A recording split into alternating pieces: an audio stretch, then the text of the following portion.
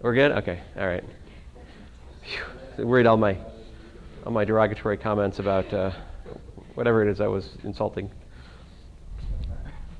I don't know. I'll begin with a word of prayer. Dear Heavenly Father, thank you for these students. Pray that you help us to use this time wisely to just try to wrap up the material. Again, questions that remain for this homework that's due soon.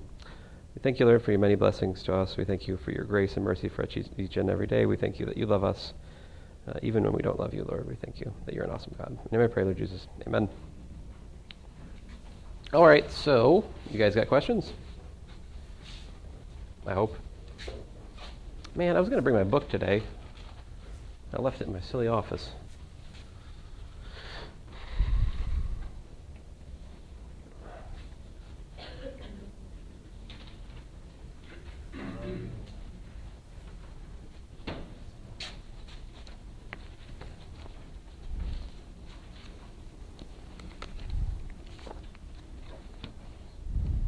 Yes?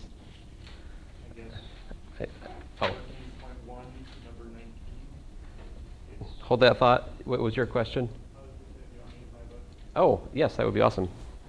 Actually, your questions go together. So 14.1, number 19? Yeah, it's been a couple years since I took it too.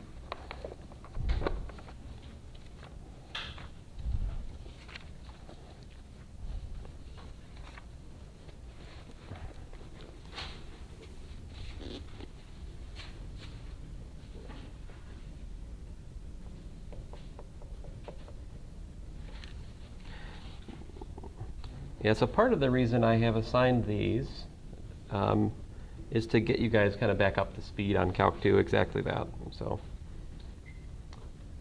it is true, of course, if it's been a couple of years since you've taken Calc 2, then these might be kind of scary. There is always a moment in Calculus 1 or Calculus 2 where there's some student who's stuck on the integral of secant squared. And it gives me joy, because I have a perverse sense of humor, but like, how do I do this integral of secant squared? Ah. Thank you. So, of course, the answer to all integration is ultimately a good knowledge of differentiation, right? So, of course, you guys know the big ones. d dx of x to the n equals nx to the n minus 1, right? And everybody knows the derivative of e to the x is e to the x. We're good on that. Everybody remembers the derivative with respect to x of sine x is cosine x, right? And you remember the derivative with respect to x of cosine x is minus sine x. So we're all good on that. Great. But fewer people remember the derivative of tangent x is equal to secant squared x. So, an antiderivative for secant squared, I'm going to write it down here if you guys don't mind. Whenever I do something like this, I try to put an arrow so you can see how they're connected. I hate floating equalities, so I try not to make them float. Connecting. All right, so this is actually what? Oh, and what's that? Indeed. I think there's a message to this problem. It's all about tangent. Let's see here. So yeah, this is inverse tangent of t minus the tangent of t. That's the antiderivative. Oh, I'm an idiot. What did I forget?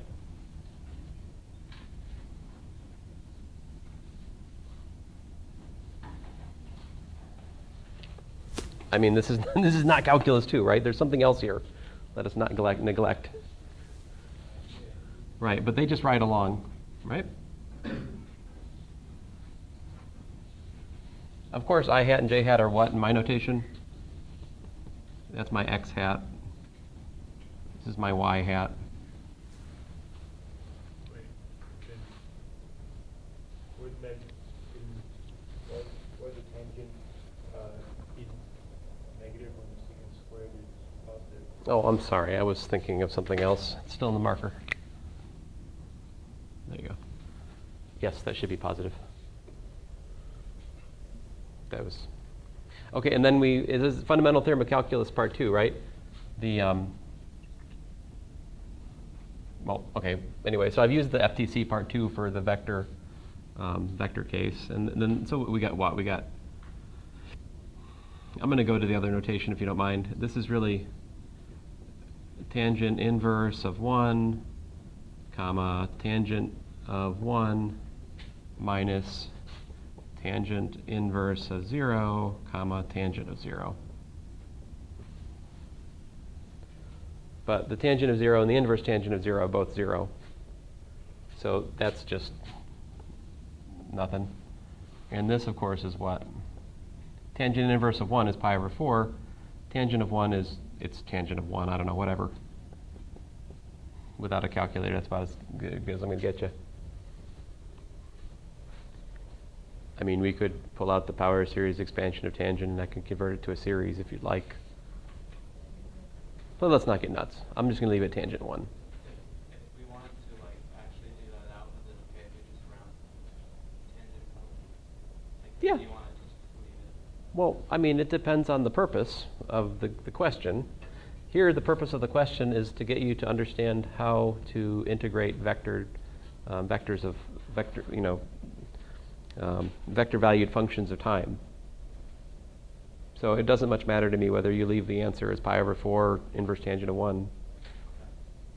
There's some other problem somewhere where understanding inverse tangent of 1 is pi over 4 matters. This isn't that one. Oh, another question? 45 and 14.1. 45 and which one? 14.1. 14.1, number 45. Yo. So we have f is a vector valued function of time defined by t x hat plus f of t y hat. Calculate.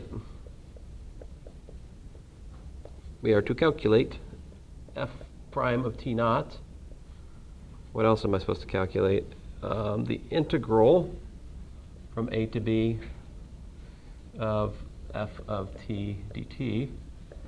And what else? The integral from a to b of f prime of t dt. Given that what? Given a bunch of fun stuff here. So f prime of t naught.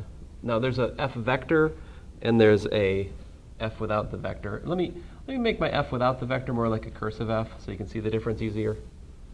All right, so we're given cursive f of t naught is equal to little m. We're given that cursive f of a is equal to c. We're given that cursive f of b is equal to d. And we're also given that the integral from a to b of cursive f of t dt is equal to big A. All right. That looks like a problem I might have written. What a mess. Let's see here. This is problem number 45, right? Section 14.1. Am I doing the right problem? Yeah. Okay. Yeah, don't tell me if I'm not at this point after I've written all this. I don't want to know. So what's f prime of t naught? Let's start there.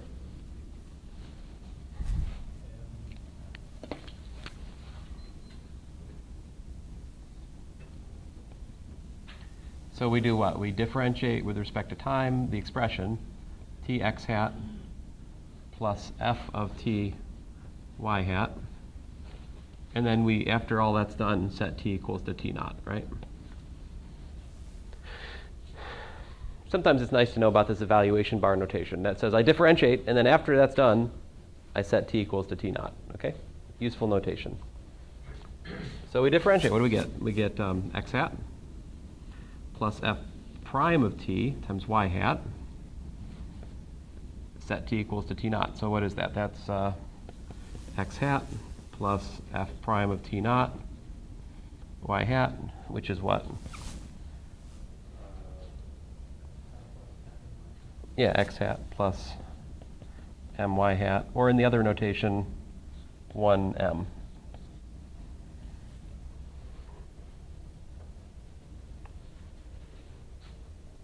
Yes, sir? Why is that M? Because you only have f of t and f of t0 and t naught, right? Not f prime of t naught? Oh, I thought it was, I don't have f prime. Oh, Or do you actually have f prime of t naught? Yeah, you have, yeah, it's F. oh, this is the typo. This is a prime here, right? Yeah. Okay. Good. Good. Yeah. In fact, if imagine yourself in a parallel universe where we only were told that f of t naught was equal to m, I actually couldn't simplify it. I would have to leave it f prime of t naught. I don't get to say it's 0. Knowledge of a derivative at a point doesn't tell me much more than that. Yeah. Oh, next. So what? Or is there a question? Sorry. We're not done yet, I guess. So the next thing was what? Integral from a to b of f of t dt. So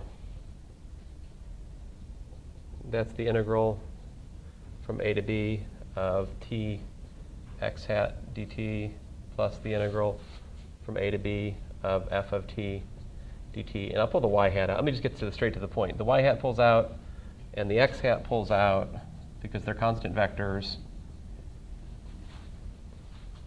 And so what is that? That's 1/2 b squared minus a squared x hat. And I was told that this is a.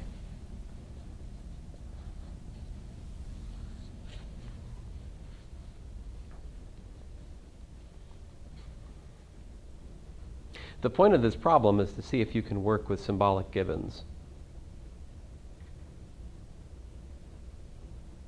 It's something that's important to be able to do in applications, right? You want to be able to describe a system for arbitrary parameters. You need to be able to work with symbols, not just numbers. That's the point of this problem, building your skill set in that direction. Yeah. What's the difference between when you have to calculate f t naught and f prime t naught, and then you're given the f? What's the difference between two f's? You know, cursive f and your regular one? The regular f is a vector, where little f is actually the y component of it. So I mean, the relation would, in particular, f vector dot y hat is equal to little f. For what it's worth, it's the y component, scalar component. I'm not sure that was your question. It wasn't. Oh, okay. Yeah. How do you see that? I don't know. Oh, I don't know. Yeah. If I've got 3, 4, 5 is my vector a, then I can tell you immediately that a dot y hat is equal to 4. Because dotting with the y hat vector selects the y component. But I'm saying your f naught t, I mean f t naught is your y. I don't understand what it is. Because it's the coefficient of y hat. Oh, right there. I got you. There you go. So, which, you know,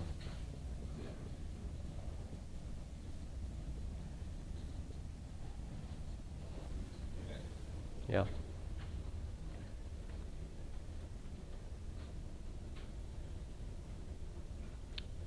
Once you get used to that idea, it's hard to forget it.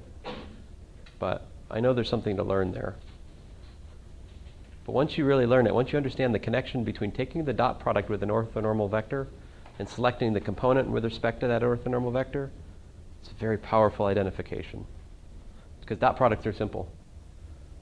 Right? But seeing how much of a vector goes in a particular direction is not simple. It's geometrically interesting. Yeah. Oh, sorry. What am I supposed to do? What else was it? Integral A to B f prime t. Oh, that's easy. So that's the integral from a to b of f prime of t dt. But by the fundamental theorem of calculus part 2 or 3 or total change theorem, whatever you want to call it, this is f of b minus f of a.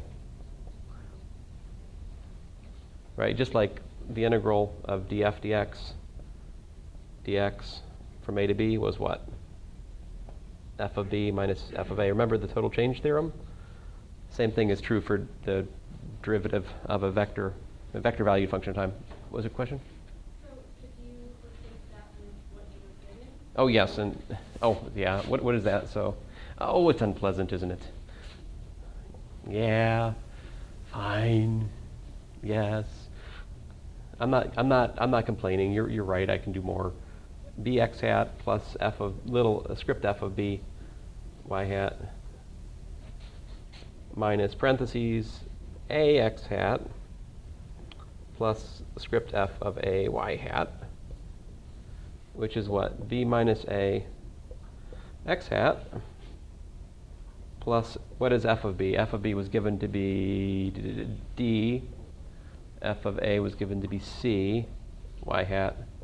Or if you like, it is b minus a, comma, d minus c. There you go.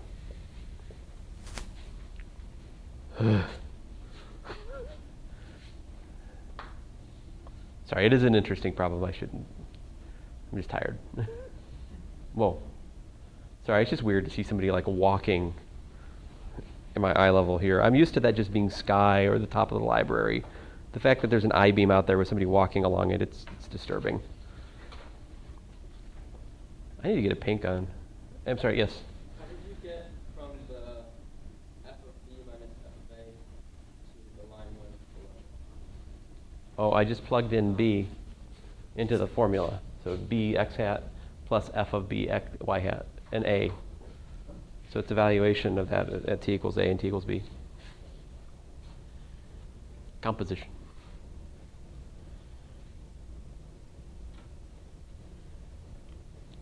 I'm going to erase this before somebody else has a chance to ask another question about it. Make it go away. Haha.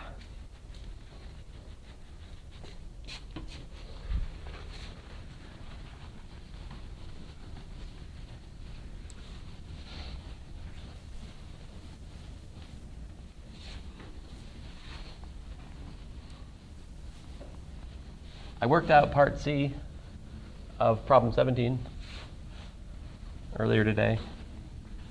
I have a nice answer. Just uses sine and cosine.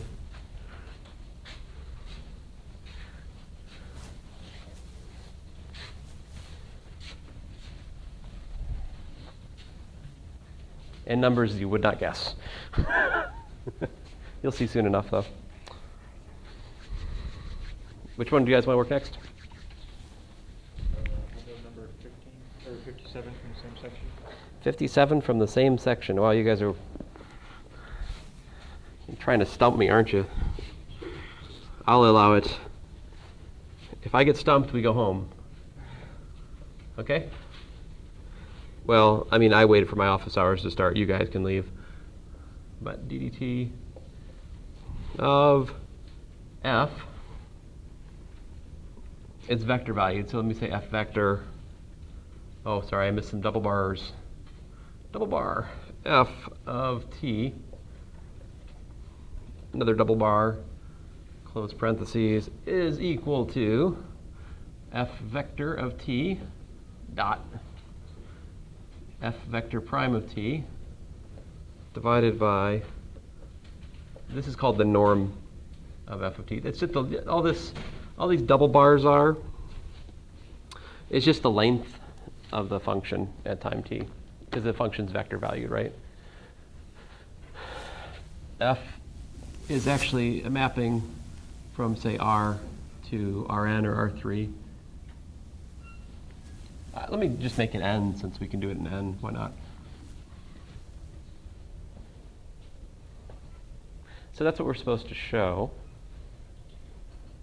Now, the thing is, the definition of this is just a dot a.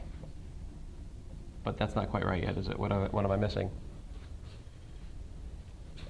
At the present, I'm missing a square root. But you could also write this as the norm of a squared is a dot a. So there's the thing you should think about before you get carried away in this problem. What's the right formula to understand the length of the vector f of t? I certainly do not want to just straight away calculate the derivative of the square root of the sums of the squares of the components of f, that would be awful. I would like to have an argument which I can do at the level of dot products. After all, the answer is involving dot product, so I should look for a starting point which involves a dot product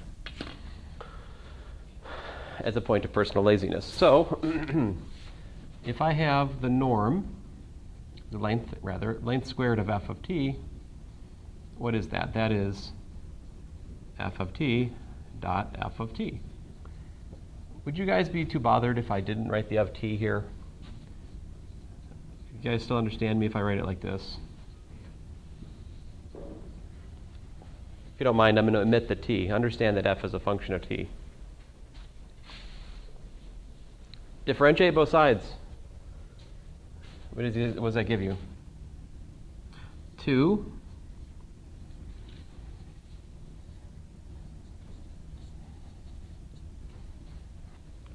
So I differentiated the left-hand side. That's the chain rule. That was one of those happy facts we learned, right? That the if you have, well, oh, I don't know if we actually know that chain rule yet or not. Do we know that chain rule yet? I think we do. I mean, it's true. Well, stick with me here anyway. So 2 norm of f df dt. And if I differentiate the other side, what do I get?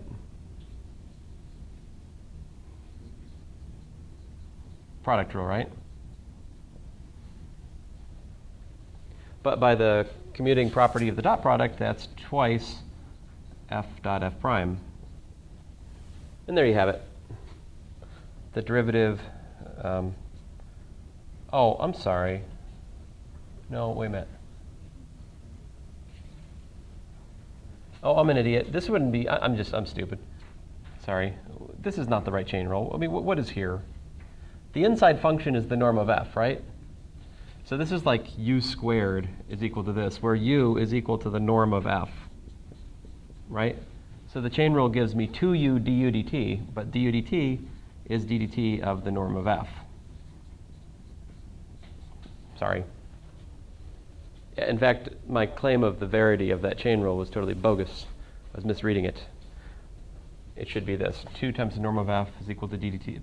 2 times norm of f, ddt of that. All right. Chain rule. So what does this give us? The derivative of the length of f, I'll put the t's back in at this point, of t, is equal to f of t dot f prime of t,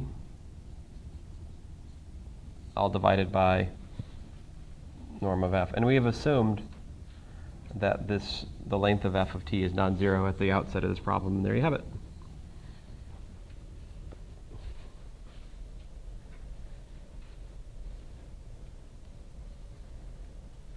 Would you like to see the direct way to calculate this? Here's how not to do this problem.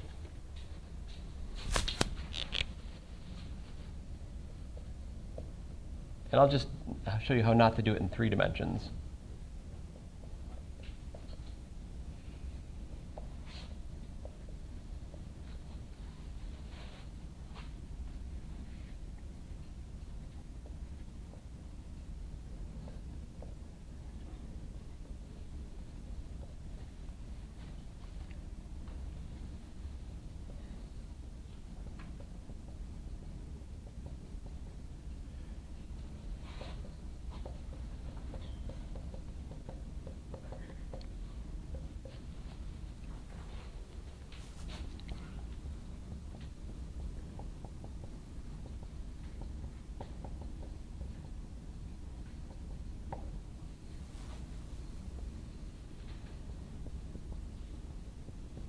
So if you don't have the insight, to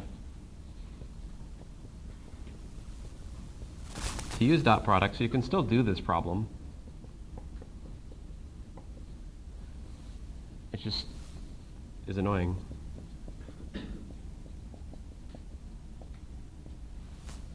And that's this.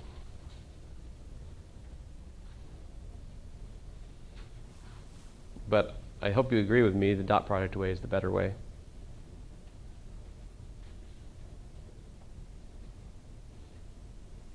Yeah. I have a question from problem 30 is the cross product, and I was just wondering if there's a Is it in the book?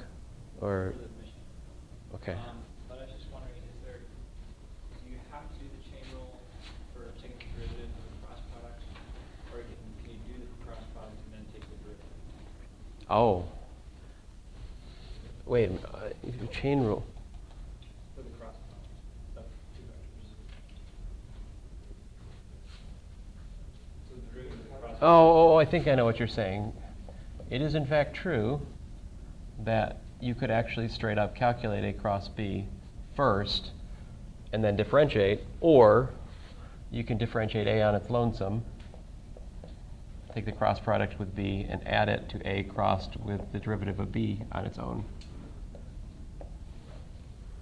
But yeah, you got options. You can take the cross product first and then differentiate, or you can differentiate separately.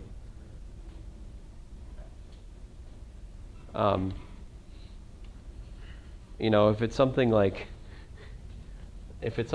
position cross velocity, I mean, I talked about this another day, but here you really don't want to actually do this. It's so much better to use the product rule, because then you automatically get, you know, that you kind of pick up on the fact that half of it is 0, right? Because you know that this is V cross V, which is 0. Whereas if I actually took this cross product first and then differentiated, I would have like 6 more terms in principle that are there that would somehow cancel in the process. So you can use either one. Yeah. But you don't have to use the addition. It's just like chain rule. You know, it is true that the derivative with respect to t of 3 plus t squared to the 22nd power is equal to 22 times 3 plus t squared to the 21 power times 2t, right? That's the chain rule. It is also true that you can take 3 plus t squared and actually raise it to the 22nd power and then differentiate. And then after several days of algebra, you can collect the terms, and you'll get back to 22 times 3 plus t squared to the 21st power times 2t. So yeah, we always have this option of like either I can't categorically say one is better than the other. I mean, sometimes It depends on the situation. it depends on the situation. That's right. It's just another tool in your toolbox, right? I mean, if you want to kill a kitten, what are you going to use? Oh, I forget this is being recorded. The kitten was a Nazi. Is that better? We still know what Nazis are, right? Okay. Are you going to carry on if you want to kill a kitten? So then, is there a quick way and a slow way? And are you going to elaborate for us which is which? To kill Nazi kittens, there's only the right way, which is any way. But they're Nazis. They're Nazis. It's okay. We can kill the Nazi kittens.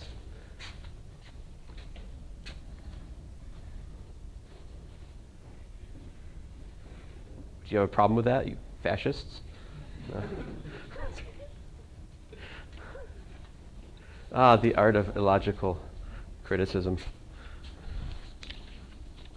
So much fun. The best way to kill a kitten is to put it in a box and lock it in there for a really long time, and you won't know if it's dead or not. Ah, Schrodinger's cat. I'm illustrating quantum mechanics. You can't question this. Very good. Okay, let me stop being violent and ask if there are other questions.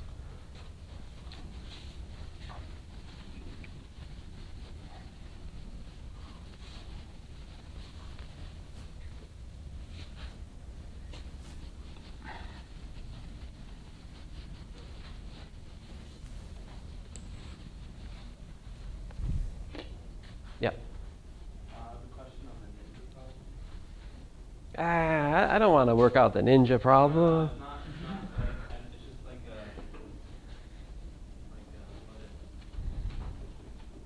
what will it still work if like slower ninja crosses like behind? I mean, the question is, I don't know. I mean, I forget the exact question, but roughly speaking, you got Ninja. Let's say you got Ninja A, and you got Ninja B, right?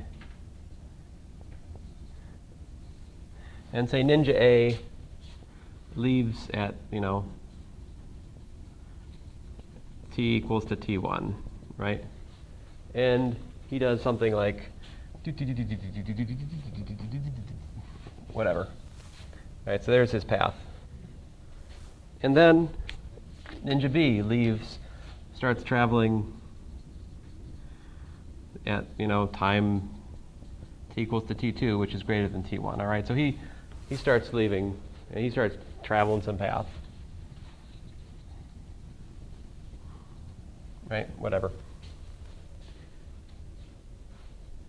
So the idea of this is if Ninja B is hunting Ninja A, right? And if he can smell, if he's tracking by scent, if he's a tracker, if he crosses the path that Ninja A left down, then he can follow him, right? He can start chasing after him, and he'll get him. I don't know if this is the problem in the homework. This is another ninja problem we could talk about. So really, mathematically, the question is, what are the points of intersection for their two curves, and how do their times relate? So you have to think through it. If Ninja B, if he goes up here and does all this, and if he gets over to here, if this is by like his t equals to 10, when that's done, but t equals to 10 absolute time, t equals to 10 is like back here for Ninja A, then Ninja A is fine because he doesn't cross the search pattern of Ninja B. So that details, right? But what you got to do is you got to find these intersection points conceptually. Now it's easier for the problem in your homework because they're just lines, I think. But generically speaking, how do you find intersection points? Right, set the equation. So you set R1 of t equals to R2 of s, because you don't know that you can't assume equal time parameters.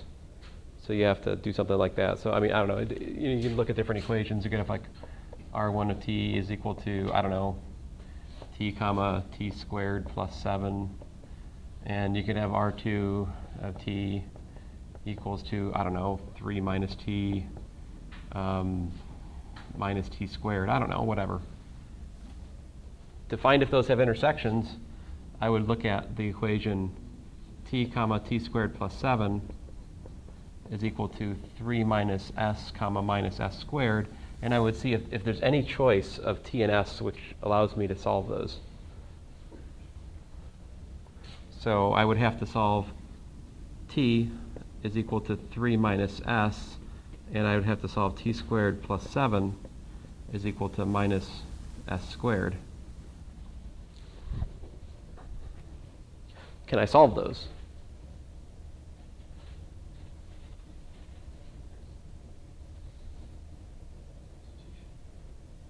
It's two equations and two unknowns. You could view this geometrically in the ST plane. After all, this is just s squared plus t squared is equal to minus 7. And this is t is equal to 3 minus s, which is a line, right?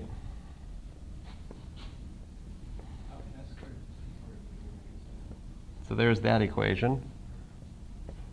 Yeah, I know. I just was trying to illustrate it. Now, if this had been 7 instead of minus 7, we would have had a what? Here, let me fix it. Minus, plus, circle. If the plus is not there, if the minus is not there leading to the plus in the equation, there is no intersection because you can't solve the equation. You can't have the sum of two things squared equals a minus 7. right? The paths would never cross, no intersection. On the other hand, if I put the minus up in there, then there are actually going to be two intersection points corresponding to those intersection points in the ST plane. You can work it out. Generically speaking, this is a fantastically complicated problem if you take two relatively ugly curves. But you kind of already know that, right? You have two traveling salespeople wandering around a town, find out where their paths cross.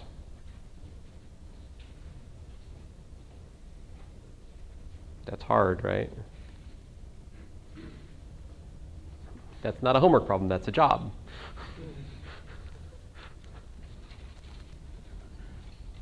Because if they cross and you're a business, you can do efficient things with that information, have them trade stuff off and blah, blah, blah, blah. You know? Oh, is our time up? Oh, not really. When do we stop? 5. Oh, yeah, okay. All right, my job is not done. I was hoping you guys would stump me so we could leave early, but it hadn't happened yet. There must be some problem I can't do.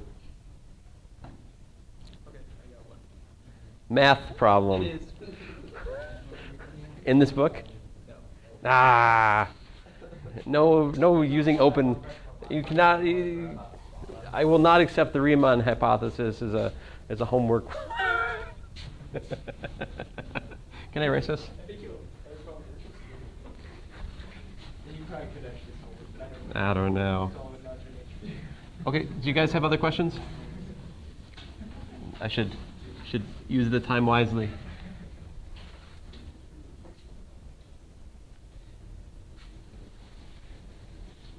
Problem 19.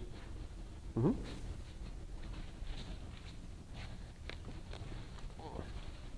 Was that? On the mission.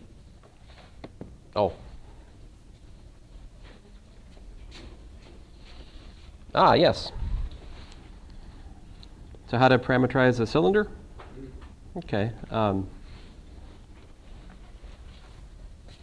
if I had 3x squared plus 2z squared equals to 7, and say that was for 2 less than or equal to y less than or equal to 42, how would you parameterize that?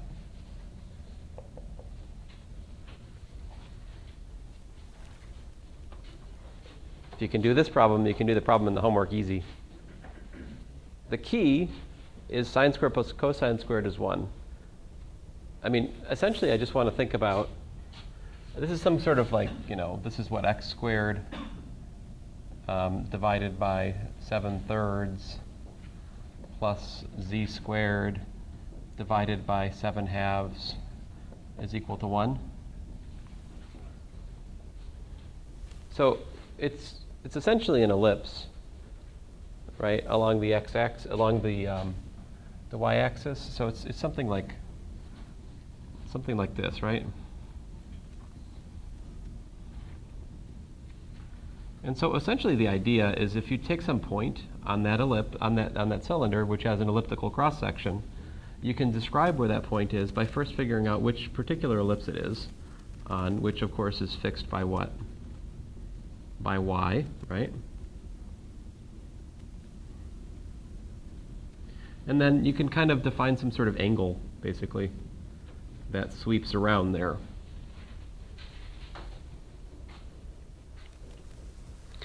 This leads you essentially just to say that x over the square root of 7/3 is equal to cosine theta, and z over the square root of 7/2 is equal to sine theta. So I'm basically telling you can use theta and y as parameters here for this one I just made up. And the parameterization would be something like r of y theta equals to, let's see, your x would be square root of 3/7 cosine theta. Well, what's y? Y is y. And then the z would be the square root of 2 over 7 sine theta. And let's see here, 0 less than or equal to theta less than or equal to 2 pi, and 2 less than or equal to y less than or equal to 42. That would be the natural parameterization in my view. I'm not actually fleshing out the geometry I'm espousing there. Like I'm saying, well, basically you can think of theta as sweeping around like that. But honestly, you can try to really look at this picture and figure out how y and x are related to the theta in terms of, trigonometry and everything. I just don't think that, there are places where that's useful and necessary, but here is not one of those, because essentially I'm just thinking, underlying this, I'm just thinking algebraically, I'm just looking for, cosine squared plus sine squared theta is 1, right? So if I can think of this as being cosine squared and think of the other one as being sine squared, I know algebraically it's going to work out. Geometrically, I know that the underlying idea is the picture I drew. But, yeah. What does it mean if they use t and pi as notation? Pi?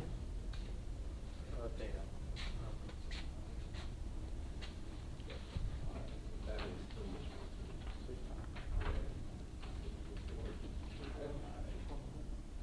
sense. Theta. 19, this is t and theta. Did you print this in a Google PDF viewer? No. It does say t theta? Yeah, it does say without maybe. But it doesn't. That's why I didn't understand it. I would put money on you not having printed it out with Adobe Acrobat. I thought I did. Maybe I didn't. That is very disturbing. Like, what does PDF stand for? Portable document file. The idea is it should be the same for everyone in all different delivery systems. And when this sort of thing happens, it offends me deeply. Not you, but the whole idea of PDF. Good grief, that should not be pi. There are those who use pi as a variable. There's a kid in my advanced calculus right now who keeps trying to get me to use 7 as a variable, but I'm resisting that. I'm going to write him a test that just uses 7. I have like one 7 that's bold, one that's script. Yeah. Well, then what's 7 when you actually run the velocity? Yeah, exactly. I guess you got to go back to something like this. I don't know. You're like, 7 is this. Haha.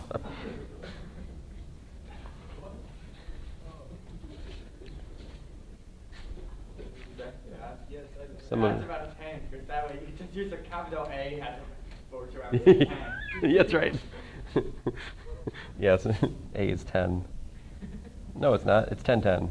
Oh. But, no. Sorry, let me stop making binary arithmetic jokes. Or hexadecimal jokes, as it was. Okay, other questions? Yep.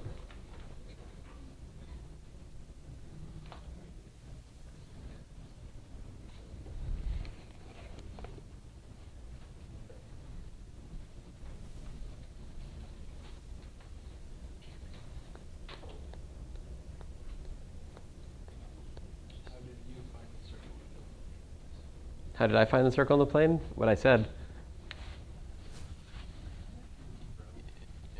I found a mapping T that preserves distances. So it just takes this circle and maps it to a circle like that. You can do that by just finding, basically you just find an A and a B here, which are orthonormal. They have length 1 and they're perpendicular. And you can use T of UV is equal to the point which we're interested in. What was it, 3, 4, 5? Plus UA plus VB. This mapping takes you from the UV space to the XYZ space. And if you choose, you have to choose the A and B, the tangent vectors. You have to find tangent vectors on the plane which have length 1 and are perpendicular. But if you can do that, this formula will preserve distances. And so if you feed it a circle in the UV plane, it will spit out a circle on the plane. This basically is an idea. This is how you can take this circle and just paste it on the plane. This just basically moves 0 to the center of the circle. And this essentially what it's doing is it's taking the unit vectors here, the u hat and the v hat, and basically A is t of v hat, or well, in my formula, t of u hat, and B is t of v hat. So it essentially is just a way of, it's the mathematical way of taking this UV plane and just pasting it on the XYZ plane. But in order to make this good, you've got to figure out what A and B should be to be orthogonal. What's the normal to the plane?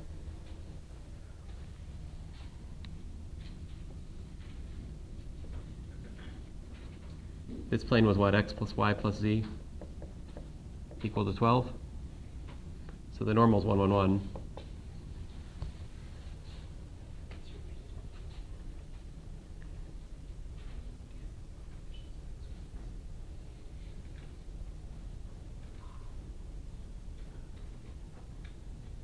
What's a vector on the plane? Can you guess one? Can you guess a vector which is perpendicular to the normal? Make that your A? What's that? But that will have dot product 1. 1, negative 1, 0.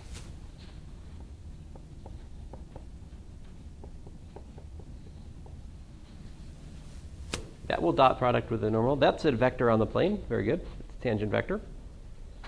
It lies on the plane. Not length 1 though, right? What do we have to do? Normalize it. 1/2. How will you create a second vector which is orthogonal to that one?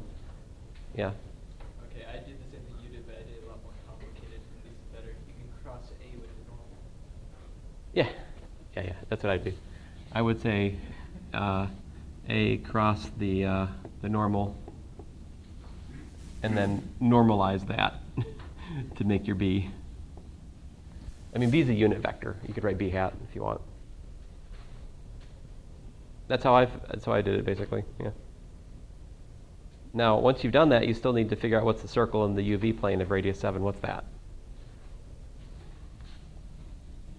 How do I get a circle of radius 7 over here? I get U equals to what? V equals to what?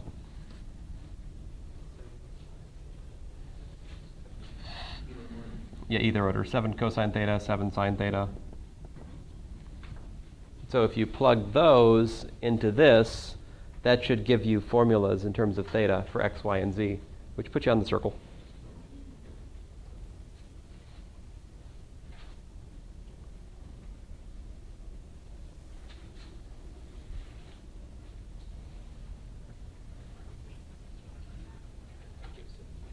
I still like the way we did it yesterday.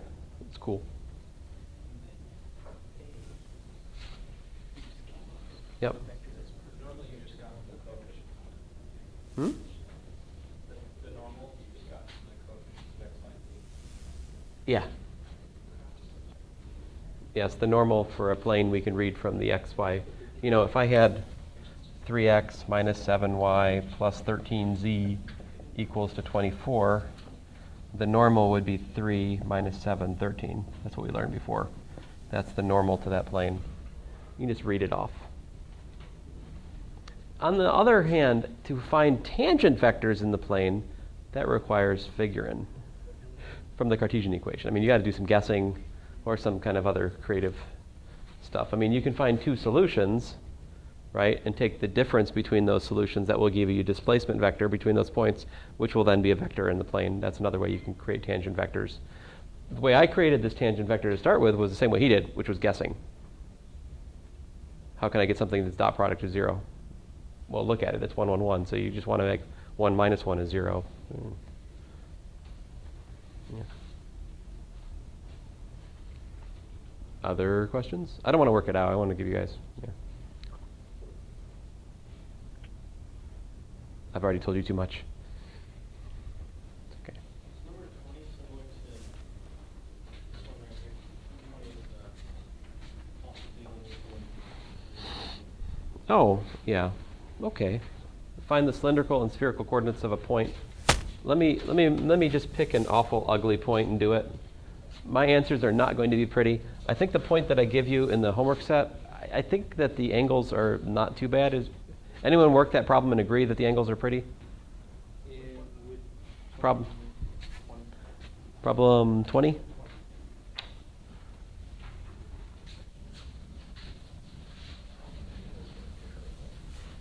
All right, let's see here. Let me make up a point.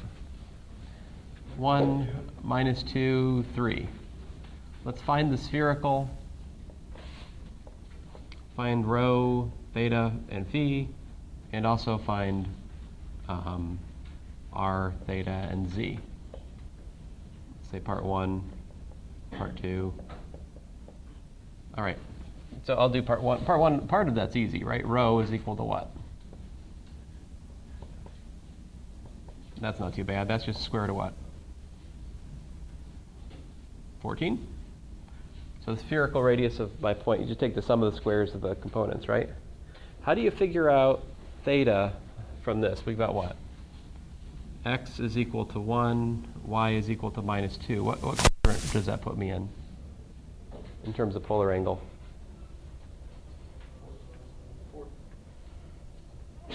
Oh man, I made it the easy case. Curses. Can I mess it up? No, fine. All right. So in quadrants 1 and 4, inverse tangent actually works, right? But be careful. You should make sure that the theta that you're giving makes sense. It should, match with quadrants 1, 2, 3, and 4 appropriately.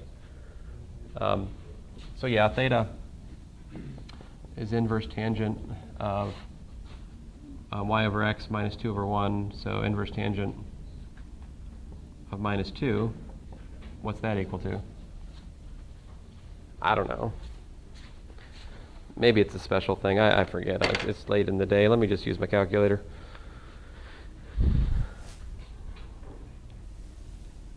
I'm currently in degree mode, so you'll forgive me. But anyway, you guys understand degrees more. So minus 63.43 degrees. You can convert that to radians if you want, whatever. I don't care. You can either put the answer in terms of degrees or radians. That's allowed in here. Just beware when you do calculus, you're using radians. All right. And then what? We have z is equal to rho cosine phi, right? It's what? Oh, I'm not. I'm saying how do you find phi? It's okay. So z is what? 3. And rho we just figured out was square root of 14. And then the cosine of the angle we don't know. So cosine of phi is 3 over the root 14. So that tells me phi is equal to inverse cosine of 3 over the square root of 14, which is what?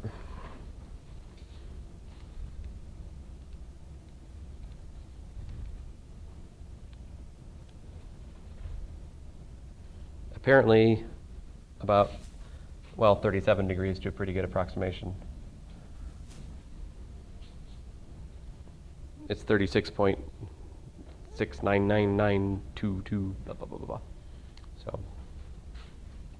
So there you have it. That's theta rho, and so that would be it for the spherical coordinates. How do I figure out the cylindrical coordinates? That's easier, right? So the cylindrical coordinates is the square root of x squared plus y squared, which is the square root of, let's see here, 1 plus 4, so r is square root of 5. And of course theta is still equal to minus 63.43 degrees. And what is my z? 3. So, yeah. Basically, you just have to put x, y, and z, what you're given, and then work backwards from the spherical or cylindrical coordinate formulas. Are you just looking for the values, or is there a specific convention for putting them in order? No, there's no specific convention for putting them in order at the moment. So you just want the value from Yeah, I will quibble more about their order when we get to the point of caring. There will come a time when we have to care because putting them in one order makes it positively oriented and putting them in a different order doesn't. So, but we're not there yet, so. Even then, it will still be fine to write theta equals blah, phi equals blah, rho equals blah, so.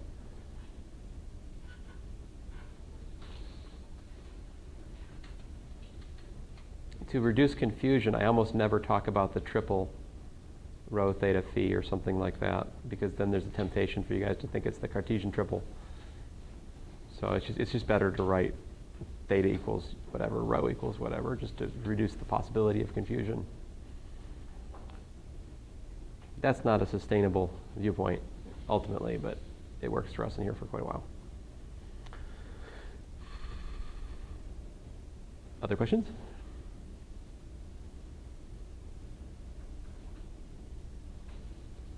All right, let's get out of here. Sound good?